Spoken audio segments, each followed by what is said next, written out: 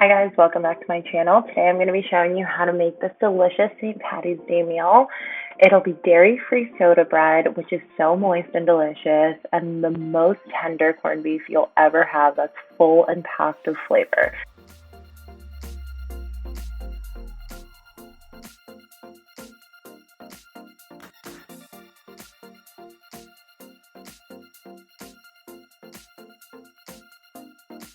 So first I'm going to start by preheating my oven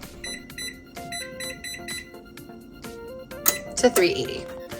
So next we're going to be making the buttermilk. So to make the buttermilk, I'm using almond milk, just unsweetened original.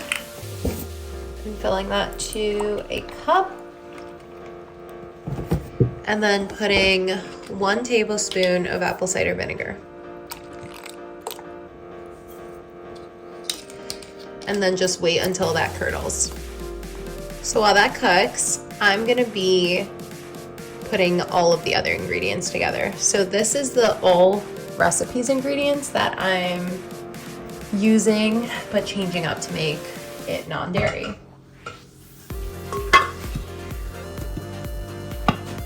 So it starts with 4 cups of flour.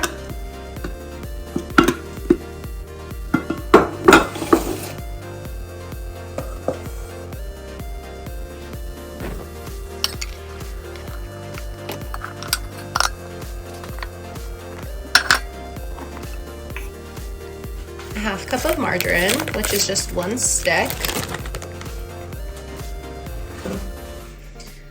4 tablespoons of sugar.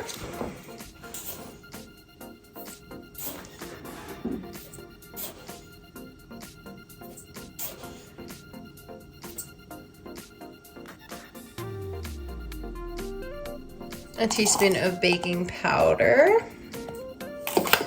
A teaspoon of baking soda.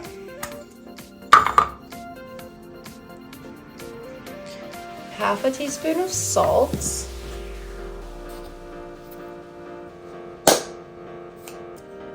One cup of buttermilk. So as you can see, the buttermilk kind of curdled, where it's like, you know, kind of solidified. So we're gonna pour that right in.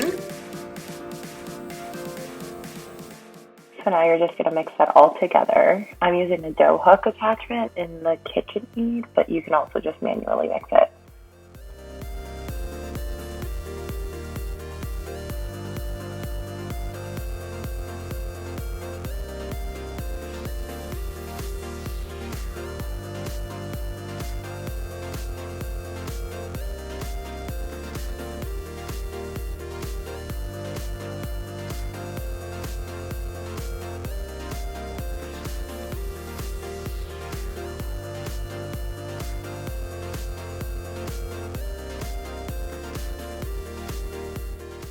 The recipe doesn't call for it, but I just like raisins in my soda bread, so I'm adding some here.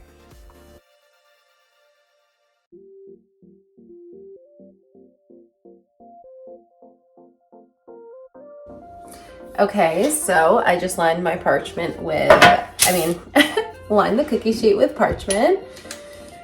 And I'm gonna grab the dough. And it looks like the raisins are still kind of falling apart, but that's okay. Maybe I'll knead it a little bit and just get those raisins in a little more.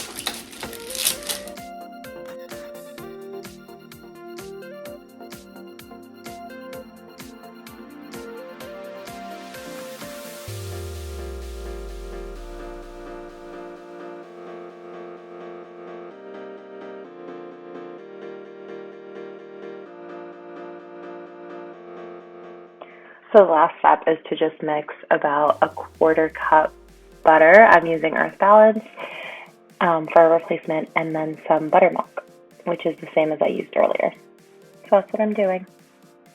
And this will make the outside all crispy and delicious.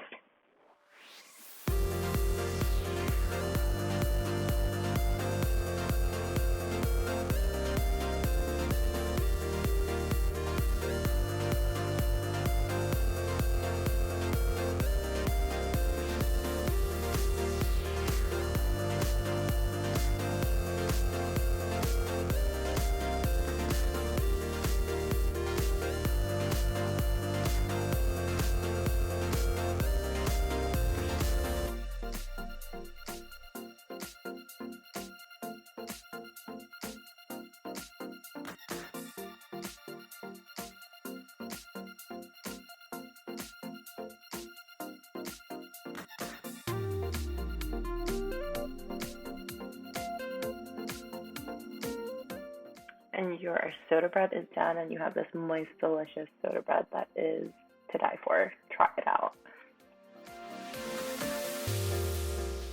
So for the corned beef, you're going to start by cutting it open and washing it to get all of the blood and scum off. So I literally just wash it like anything else.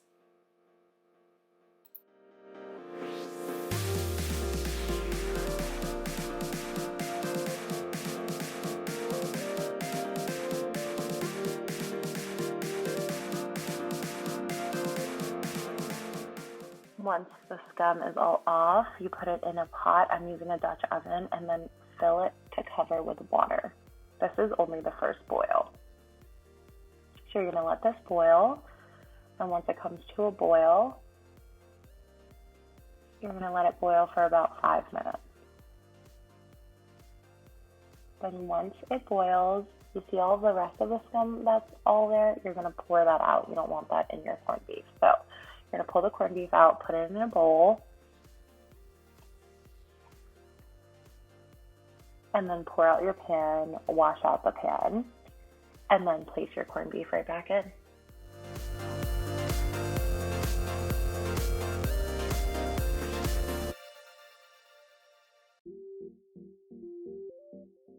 So for this recipe, all you're going to need, I'm using 3 packs of corned beef, but it's all relative. I'm just using 2 oranges.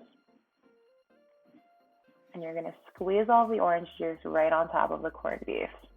If you're only making 1, then probably just need 1 orange, but since I'm making 3, I figured I would use 2 oranges, and it was perfect and enough flavor.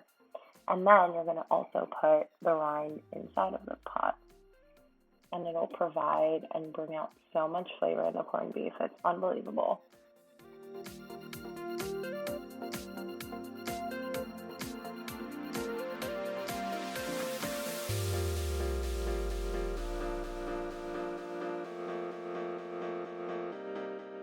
So the next thing you're going to add is an onion. I just cut an onion, a yellow onion, but you can use any type of onion into quarters and then put them in as well. And lastly, you're going to add the seasoning that came in the corned beef packets right on top. This is the key. You're going to add a whole bottle, or just to cover how much your corned beef is, of 7-Up. I use the 0 sugar, but 7-Up is just the best to cook this corned beef in, and it's absolutely delicious. So you're going to cover that, bring it to a boil. Once it comes to a boil, you're going to lower the heat to a medium-low. Once it's at a medium-low, cook for 3 to 4 hours, and then you'll have this delicious, tender corned beef. So lastly are all the vegetables. I have these red potatoes that I'm going to just throw in the same broth that you used for the corned beef. So I'm taking out all the onions, all the seasonings, kind of straining the broth that we used, which is essentially the 7-Up, and throwing all of these vegetables in it. So we have the potatoes, we have corn, we have cabbage, and it's delectable. And you're going to cook this for about 10 minutes or 15 minutes, just until all the vegetables are tender.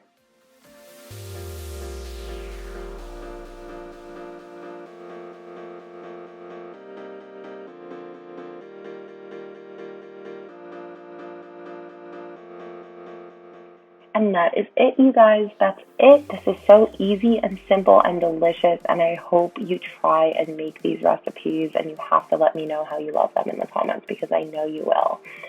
This is great for beginners, and I really hope you try them. So happy St. Patrick's Day. I hope you have a wonderful and fun St. Patrick's Day, and let me know if you like these. Subscribe for more content.